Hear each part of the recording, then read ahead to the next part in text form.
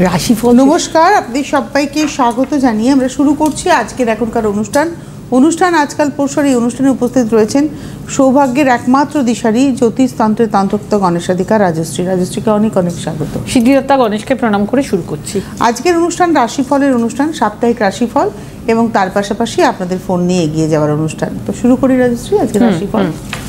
আচ্ছা, শুরু করছি মেষ রাশি থেকে। যেটা আমি বলবো, মেষ রাশির এই সপ্তাহে অফিস রোম্যান্স খুব একটা ভালো ধারণা নয়, বিশেষ করে যারা বিবাহিত তাদের জন্য তো বিশেষভাবে বলবো। সম্পর্কের কিছু ছোট ফাটল পূরণ হবে এবং প্রেম জীবন রোম্যান্টিক হবে। আপনার অপ্রয়োজনীয় আলোচনা এড়িয়ে চলা উচিত, যা আপনার সম্পর্কের ওপরে নেতিবাচক প্রভাব ফেলতে পারে। যারা সম্প্রতি একটি নতুন সম্পর্ক শুরু করেছেন তাদের সঙ্গীর সাথে আরও বেশি সময় কাটানো উচিত। এরপরে আসছি বৃষ রাশি। বৃষ রাশির এই রোম্যান্সের দিক থেকে এই সপ্তাহটি উপকারী। অবিবাহিত বৃষ রাশির লোকেরা অফিসে বা পারিবারিক অনুষ্ঠানে বিশেষ কারো সাথে দেখা করতে পারবেন। ইতিবাচক ছাড়া পাওয়ার সম্ভাবনা রয়েছে। যারা ইতিমধ্যে প্রেম করছেন তারা বিয়ের সিদ্ধান্ত নেওয়ার আগে একসাথে আরও বেশি সময় কাটানো উচিত এবং আপনার বাবা মা সম্পর্কটি অনুমোদনও করবেন। আসছি মিথুন রাশি। মিথুন রাশির ক্ষেত্রে এই সপ্তাহে প্রেম এবং বিশ্বাস বৃদ্ধি পাবে। আপনার সঙ্গীকেও কিছু ব্যক্তিগত জায়গা আপনি দিন। আপনার অনুভূতি এবং চিন্তা আপনার সঙ্গীর ওপরে চাপিয়ে দেবেন না। পরিবর্তে একসাথে সম্পর্ককে শক্তিশালী করার চেষ্টা করুন। কিছু লোকের সম্পর্ক পিতামাতার কাছ থেকে সমর্থন পাবে, এরকম কিছু মিথুন রাশির জাতক জাতিকা আছে। বিয়ে ঠিক হয়ে যাওয়ারও সম্ভাবনা আছে। আসছি কর্কট রাশি। কর্কট রাশির এই সপ্তাহে অতিরিক্ত এক্সট্রা ম্যারিটাল অ্যাফেয়ার থেকে বা সম্পর্ক থেকে দূরে থাকুন, যা দাম্পত্য জীবনের সমস্যা কিন্তু বাড়াতে পারে। আপনার সঙ্গীর সাথে আপনার অনুভূতি শেয়ার করতে দ্বিধা করবেন না। কিছু লোক এই সপ্তাহে তাদের সঙ্গীর দ্বারা প্রতারিতও হতে পারে। আবার আপনি সম্পর্কের ক্ষেত্রে পারস্পরিক বোঝাপড়ার অভাব অনুভব করবেন। বিষাক্ত সম্পর্ক থেকে সরে আসার চেষ্টা করুন। আসছি সিংহ রাশি। এই সিংহ রাশির এই সপ্তাহে প্রেম জীবনে উত্থান পতন যথেষ্ট বেশি থাকবে এবং কিছু লোক তাদের সঙ্গীর সাথে একটি শক্তিশালী মানসিক বন্ধন থাকবে। আপনার সঙ্গীর সাথে অপ্রয়োজনীয় তর্ক এড়িয়ে চলুন। তাদের হৃদয়ে আঘাত লাগে এমন কোনো কাজ করতে যাবেন না এবং আপনার সঙ্গীর মতামতকে সম্মান দিন। একসাথে সম্পর্কের সমস্যাগুলি সমাধান করতে চেষ্টা করুন, অর্থাৎ দুজনে মিলে। কন্যা রাশি। এই সপ্তাহে আপনার সঙ্গীর সঙ্গে যথেষ্ট ভালো সময় কাটান। এছাড়া সম্পর্কের তিক্ততা বাড়তে পারে এমন কোনো বিষয় নিয়ে কিন্তু আলোচনা করবেন না। সম্পর্কের ক্ষেত্রে একে অপরকে সমর্থন করুন। যারা সবেমাত্র নতুন সম্পর্ক শুরু করেছেন তাদের সঙ্গীর সাথে বেশি করে সময় কাটানো উচিত। আমাদের একে অপরকে বোঝার চেষ্টা করা উচিত। এরপরে আমি আসছি তুলা রাশি। তুলা রাশি এই সপ্তাহে আপনার প্রেমিকের সাথে প্রতিটি অনুভূতি ভাগ করুন এবং একসাথে আরও বেশি সময় কাটান। তর্ক করে মেজাজ হারাবেন না। আপনার প্রেমিকার সাথে আচরণ করার সময় কূটনৈতিক হন। কিছু লোক তাদের পুরানো সম্পর্ককে আবার রোম্যান্টিক করতে প্রাক্তন প্রেমিকের সাথে দেখা করবে, যার ফলাফল কিন্তু আশ্চর্যজনক হতে পারে। আসছি বৃশ্চিক রাশি। বৃশ্চিক রাশির কর্মক্ষেত্রে পদোন্নতির যোগ লক্ষ্য করা যায়। পিতার স্বাস্থ্য ভালোই থাকবে, তবে মাতার শরীর ততটা ভালো থাকবে না। ভাই বোনদের সঙ্গে সম্পর্ক ভালো থাকবে। সমাজমূলক কাজের মাধ্যমে আপনার নাম যশ এবং সামাজিক প্রতিষ্ঠা লাভ করতে পারবেন। নিজস্ব কর্মের জগতে পরিবর্তন দেখতে পাওয়া যাচ্ছে। গুরুজন স্থানীয় ব্যক্তিদের জন্য কর্তব্য করলেও হয়তো কোনো সময় তাদের ব্যবহারে দুঃখ পেতে পারেন। এবং এখানে যেটা রয়েছে সেটা হচ্ছে যে মকর রাশি হচ্ছে তো, এক সেকেন্ড, বিগত সন্তানের ভবিষ্যৎ বৃশ্চিক রাশি হয়ে গেছে, ধনু হয়ে গেছে, ধনুই বলবো। হ্যাঁ, বিগত সপ্তাহের তুলনায় এই সপ্তাহে যথেষ্ট ভালো উপার্জন হবে। প্রেম পরিণয়ের ক্ষেত্রে সর্বাধিক বিবেচনা করে তবেই কিন্তু বিবাহের দিকে এগোবেন বা কোনো ডিসিশন নেবেন। আপনার শ্রম ও বুদ্ধির ফলে লোকসান চলা ব্যবসা পুনরুদ্ধার করতে পারবেন। কর্মস্থলে অনেক ঝড়ঝাপটা আসতে পারে, জীবনে উত্থান পতন থাকলেও ক্রমান্বয়ে কাটিয়ে উঠতে পারবেন। সপ্তাহের মধ্যভাগে কর্মপ্রার্থীরা নতুন কর্মের সন্ধান পেতে পারেন। ধনুরাশির শিক্ষার্থীদের ভালো ফল করার জন্য কঠোর পরিশ্রম করতে হবে। এরপরে আসছি মকর রাশি। মকর রাশি অত্যধিক কাজের চাপে শারীরিক ও মানসিক অবসাদ দেখা দিতে পারে। কর্মক্ষেত্রে বড় কোনো সমস্যায় জড়িয়ে বিপত্তির সম্ভাবনা রয়েছে। সন্তানের কর্মপ্রাপ্তির সংবাদে আনন্দিত থাকবেন। বন্ধুর কাছ থেকে উপহার পেতে পারেন। উচ্চশিক্ষার জন্য বিদেশ যাত্রার যোগ। কোনো ব্যক্তির সঙ্গে যোগাযোগ ব্যবসায় উন্নতির যোগ। পরিবারের একাকিত্ব ঘোচানোর জন্য কাছে পিঠে ভ্রমণ করতে পারেন। এই রাশির জাতক জাতিকাদের স্বাস্থ্যের দিকে নজর দেওয়া দরকার। স্ত্রীর উদ্যমী স্বভাবের জন্য নতুন ব্যবসা শুরুর কথা ভাবতে পারেন। আসছি কুম্ভ রাশি। আর্থিক ব্যাপারে সতর্ক থাকার চেষ্টা করুন। কারো প্ররোচনায় না জেনে শুনে কোথাও কোনো বিনিয়োগ বা ইনভেস্টমেন্ট করবেন না। জাতকের কর্মসূত্রে বিদেশ ভ্রমণের যোগ লক্ষ্য করা যায় এবং বয়স্ক জাতক জাতিকারা সমাজসেবার মাধ্যমে নিজেদের পরিচিতি বাড়ান। মানসিক চঞ্চলতাকে দূরে সরিয়ে রাখার চেষ্টা করুন। প্রতিদ্বন্দ্বী ব্যবসায়ীদের সঙ্গে বন্ধু সুলভ আচরণ করুন। নতুন গৃহ নির্মাণের জন্য এখন থেকে চেষ্টা চালিয়ে যান। এরপরে আসছি মীন রাশি। এই রাশির জাতক জাতিকাদের কর্মে উন্নতি ও কর্মক্ষেত্রে দায়িত্ব বৃদ্ধির যোগ লক্ষ্য করা যায়। বিলাসিতা করলে পরিবার ও নিজের জীবন সুরক্ষিত রেখে অগ্রসর হবেন। পুরনো বন্ধুর সঙ্গে ভুল বোঝাবুঝি মিটিয়ে ফেলার চেষ্টা করুন।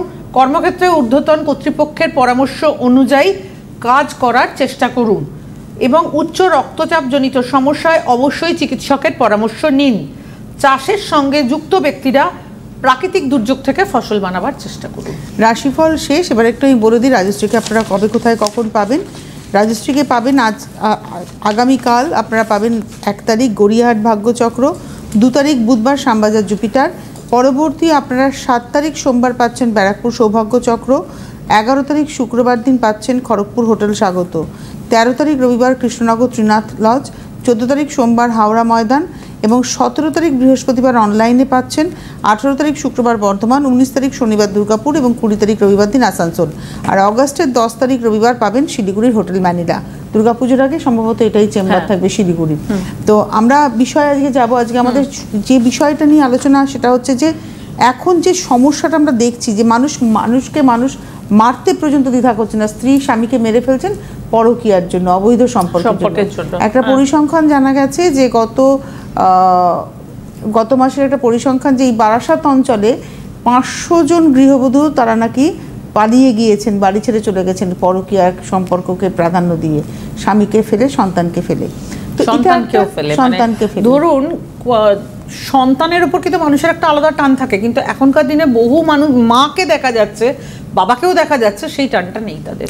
মানে অদ্ভুতভাবে দাম্পত্য সম্পর্ক, সেই সম্পর্ক এখন প্রশ্নের মুখে। অবৈধ সম্পর্ক দাম্পত্য সম্পর্কের ইতি টানছে। তো এই বিষয়টা কেন হয়, কি ধরনের সংযোগ থাকলে এই সমস্যা আসে আমরা আলোচনা করব। তার আগে একজন বন্ধু আছে। নমস্কার, কে রয়েছেন? হ্যালো হ্যালো, নমস্কার। কে বলছেন, কোথা থেকে বলছেন? আমি উত্তরপাড়া থেকে বলছি, আমার নাম মানসী মণ্ডল। মানসী মণ্ডল, উত্তরপাড়া থেকে। কার সম্পর্কে কথা বলবো আপনাকে? আমাকে? হ্যাঁ হ্যাঁ বলুন। আমি আপনাকে অমাবস্যার দিন দেখেছি কামাখ্যায়। হ্যাঁ, আমি তো গেছিলাম। পুজো দিতে গেছিলেন, আমি দূর থেকে দেখেছি। আচ্ছা, কথা বললেন না কেন? হ্যাঁ, আসলে আমি মনে হয় শাস্ত্রীজির কাছে, আমি নামটা বলছি যদিও বলা হচ্ছে উত্তম শাস্ত্রী। আচ্ছা আচ্ছা, আপনি কথা বলতে পারতেন, কোনো অসুবিধা নেই। অনেকে তো ছবি তুললেন, অসুবিধা কি ছিল? আপনিও তুলতে পারতেন। বলুন, আপনার মেয়ের সম্পর্কে জানবেন? হ্যাঁ, ডেট অফ বার্থ বলুন। 1998। আগে তারিখ? 13ই জুন। 13ই জুন 1998। হ্যাঁ। সময়? সন্ধ্যে 6টা, কলকাতা। সন্ধ্যে 6:45 বলেন, মানে 5:45? হ্যাঁ, 6টা। সন্ধ্যে 6টা। হ্যাঁ, টাইমটা খুব ইম্পর্টেন্ট, খুবই ইম্পর্টেন্ট। 6 PM। কোথায় হয়েছে? কোথায়?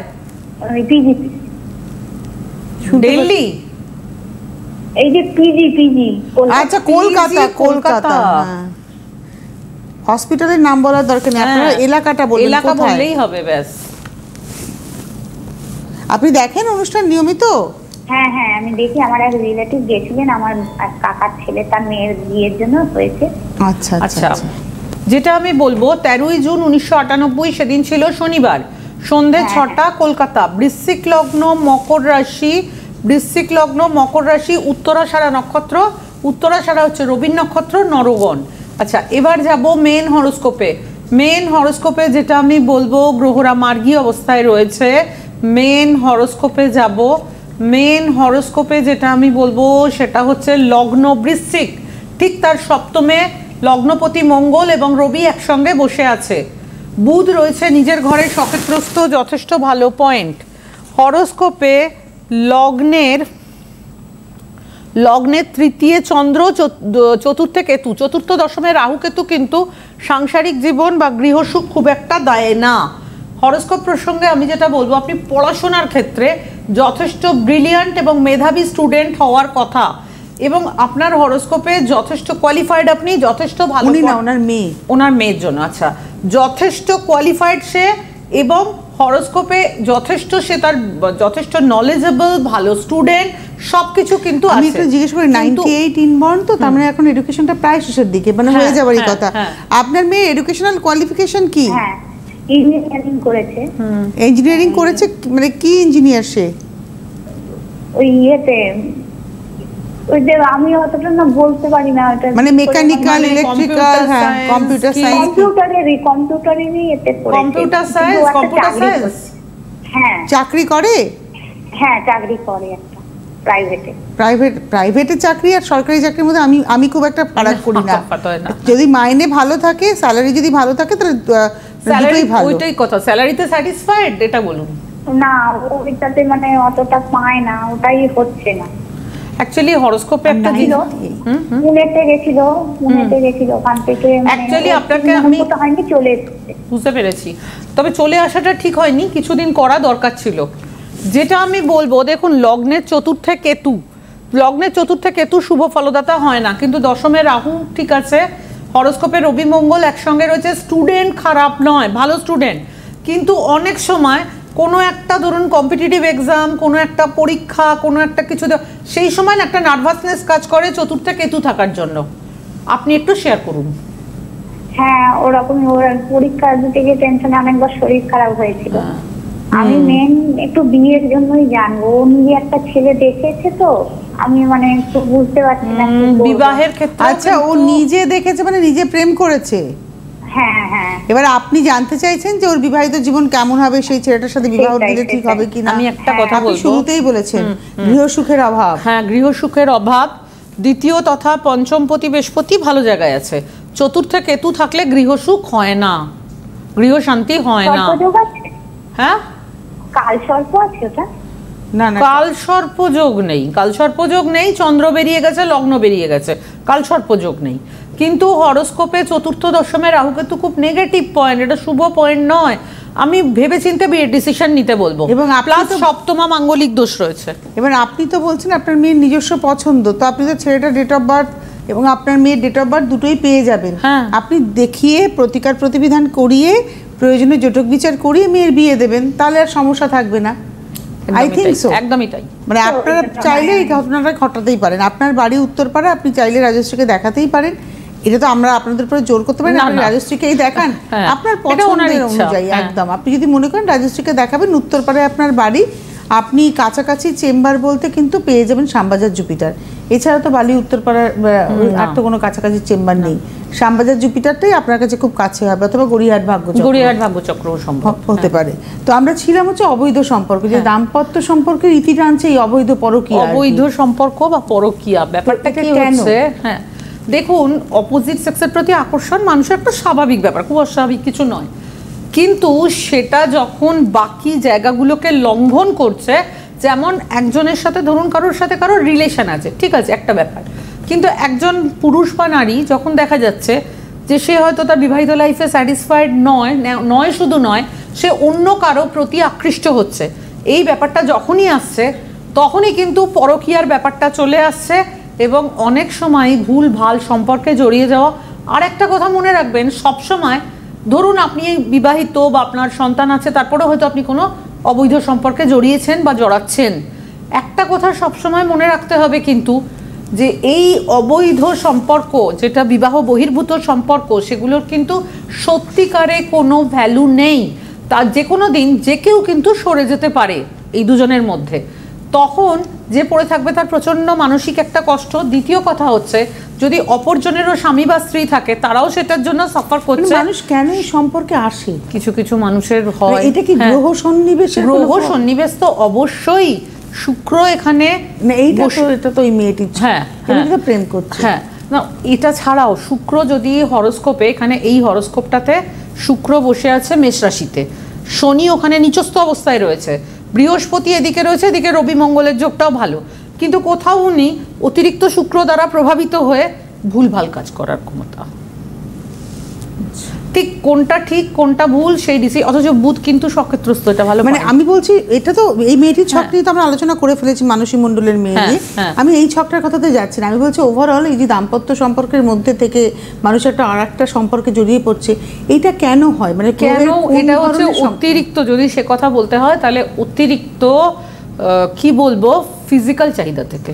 না, সেটা কি কোনো গ্রহের? আমি আমার অবশ্যই গ্রহের, শুক্র হচ্ছে তার মেন কারক গ্রহ। শুক্র কোথায় থাকলে, কার সঙ্গে থাকলে, যদি মঙ্গলের কানেকশন হয় এটাকে আরো বাড়িয়ে দেয়। আচ্ছা, শুক্র মঙ্গল। আর মানে শুক্র হচ্ছে যাবতীয় এই জাতীয় বিষয়ের কারক গ্রহ। আমি এটাই জানতে চাইছি, মঙ্গলের কাজ হচ্ছে তাকে আরো বাড়িয়ে দেওয়া। শুক্রের সঙ্গে বৃহস্পতি থাকলে কিন্তু এই জিনিসটা হবে না, কিন্তু শুক্রের সঙ্গে মঙ্গল থাকলে মঙ্গলের কাজই হচ্ছে আরো ওটাকে করো, একদম। বাড়িয়ে। একটা টেলিফোন নিয়ে। হ্যাঁ, নমস্কার, কে রয়েছেন? হ্যালো। হ্যাঁ নমস্কার, আমি পূর্ব মেদিনীপুর থেকে বলছি। কি নাম? অভিজিৎ প্রধান। অভিজিৎ? হ্যাঁ, আমার বন্ধু গেছিল, বন্ধু বলছে ওনার কাছে যান। আমি তো একটা দোকান ছিল, দুটো দোকান হয়েছে। বাহ, মানে রাজশ্রীকে দেখিয়ে আপনার বন্ধুর একটা দোকান ছিল, এখন দুটো দোকান করেন, মানে তার ব্যবসা ভালো যাচ্ছে, তাই তো? দারুণ চলছে। তাই আপনি আজকে আপনার সম্পর্কে তার মানে জানবেন? আমার সম্বন্ধে জানেন? ডেট অফ বার্থ বলুন। 23 জানুয়ারি 1979। 23 জানুয়ারি 1979। সময় বলুন। 8:58 রাত্রে। আরেকবার বলবেন দাদা। 8:58। 8:18। 23 জানুয়ারি। হ্যাঁ 23 জানুয়ারি হয়ে গেছে 1979। হ্যাঁ ওইটাই জানার। 1818। 8:18। 8:58। 8:51 এম না পিএম? 58। 58। হ্যাঁ হ্যাঁ। 8:58 কখন, সকাল না রাত? রাত্রে। রাত্রে পিএম। পিএম। কোথায় জন্ম? পূর্ব মেদিনীপুর। পূর্ব মেদিনীপুরে জন্ম।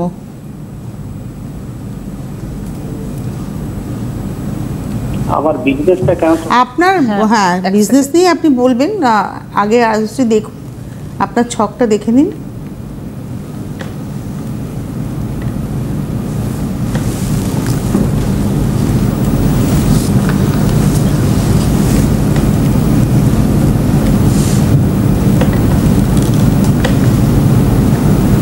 আচ্ছা, যেটা আমি বলবো 20 জানুয়ারি 1979 স্যাটারডে ছিল সেদিন, রাত 8:58 PM এ জন্ম, মেদিনীপুরে জন্ম, মেদিনীপুর ওয়েস্ট বেঙ্গল।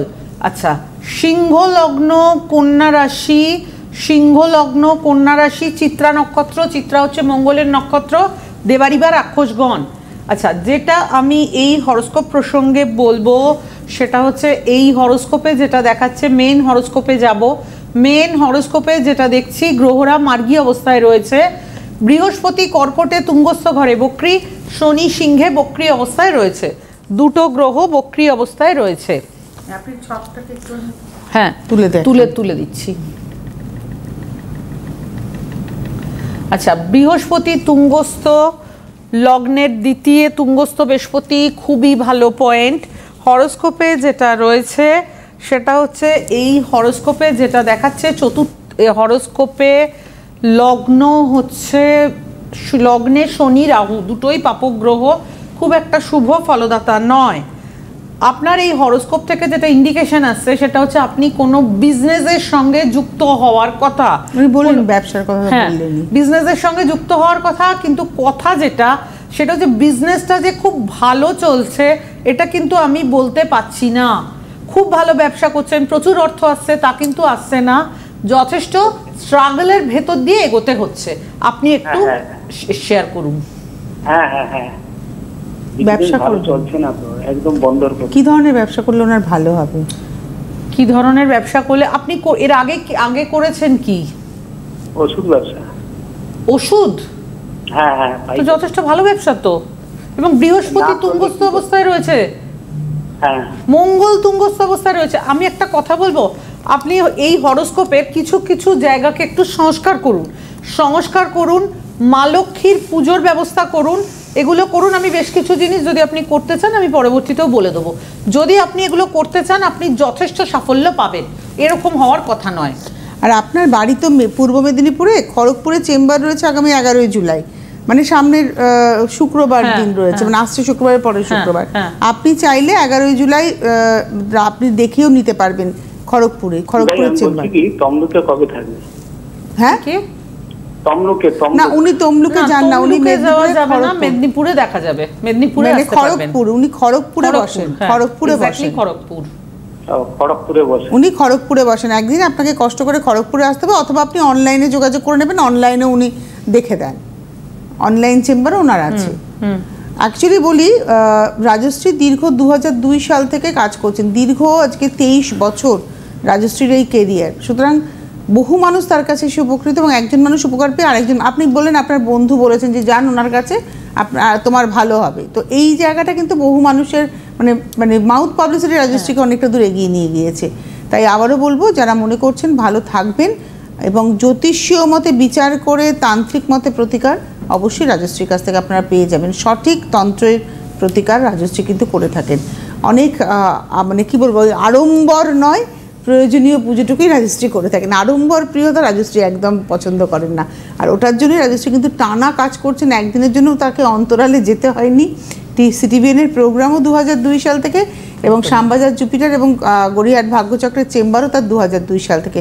তারপরে তো আনুষঙ্গিক চেম্বার বেড়েছে, এবং আজকে খড়গপুর বলুন কিংবা বর্ধমান, দুর্গাপুর, আসানসোল বলুন, প্রত্যেকটা চেম্বার কিন্তু টানা চেম্বার, মানে বন্ধ করে দিয়ে অন্য কোথাও রাজশ্রী বসছেন এমনটা নয়। শিলিগুড়ির হোটেল ম্যানিলা, রাজশ্রী যবে থেকে শিলিগুড়ি যাচ্ছেন ওখানে বসছেন। বর্ধমান, দুর্গাপুর, আসানসোল, বর্ধমানের হচ্ছে আপনারা পাবেন হচ্ছে নিশিদিন, এবং তারপরে দুর্গাপুরের হচ্ছে হোটেল রিলায়েন্স, এবং আসানসোলের হচ্ছে পূর্বাশা ইন্টারন্যাশনাল। এটাই আপনার ঠিকানা, যবে থেকে যাচ্ছেন, যবে থেকে বসছেন। অর্থাৎ কন্টিনিউয়েশনটা রাজশ্রী বজায় রাখেন, অর্থাৎ স্টিকিবিলিটি ওনার সঙ্গে কথাটা যায়, মানুষ তার কাছে এসে উপকার পায়। তবে হ্যাঁ, শর্ত একটা রয়েছে, রাজশ্রীর প্রতিকার কিন্তু আপনি ঘরে রেখে দিলেন বা পড়ে ফেললেন হয়ে গেল তা নয়।